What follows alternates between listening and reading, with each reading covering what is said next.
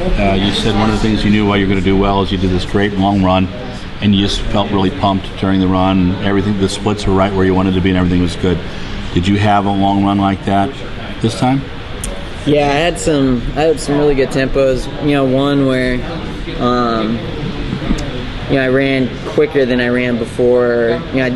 You're always comparing workouts, I guess, and I've found that can be reliable. Sometimes it can't be, but I've had workouts that have been better. My long tempos were better than before Boston. So, like I said, how does that play out?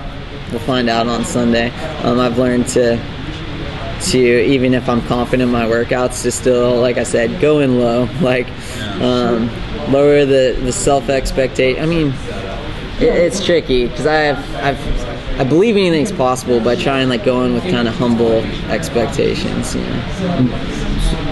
Sorry if you guys asked some of these already, but compare your training leading into Boston to now, and how similar is it? How different is it?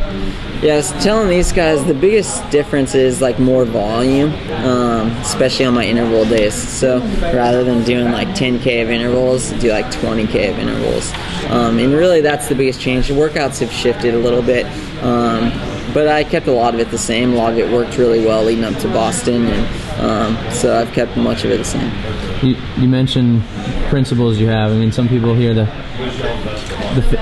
faith-based training and a lot of freedom, but it sounds like there is a little bit of guidance when you say principles. What can you talk about? What some of those are? Yeah, for example, principle of resting every seventh day. I call it a principle, not a rule, because I don't feel like it's a rule for us anymore. But I feel like that's how God operated. That's how He designed our body to operate at optimal, and so that's why I do that. Another one is, it says in the Bible that in abundance of counselors there's victory. So I try and have 10 people that I consult with, and I'm checking. They're keeping me accountable in my training, so I'm kind of checking with them from time to time. Be like, hey, this is what I'm thinking, this is what I'm feeling.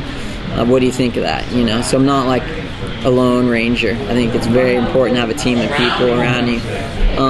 Another thing is just this, again, this principle of rest. And as I've read through the Bible, there seems to be this principle of every 7th year, a year of Jubilee, a year of rest, a year of freedom or whatever. And then with the crops in the fields, they let the field rest on the 7th year. And so I kind of apply that in my training, in that every 7th week I take a rest week. And so it's not completely off, but I only run once a day. My workouts are way down, and I just come back from that feeling really rejuvenated and ready to tackle my next phase of training. So those are kind of some of the principles that I operate by. See, you've mentioned Jack and obviously Sarah. Who are some others that you consult with? Yeah, my dad is a big one. Matt Dixon, he's a coach.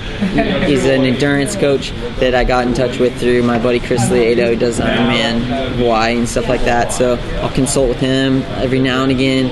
And then I have other people who are specialists in their own field. So for example, a weight coach, guy does physical therapy, massage therapist, etc., etc.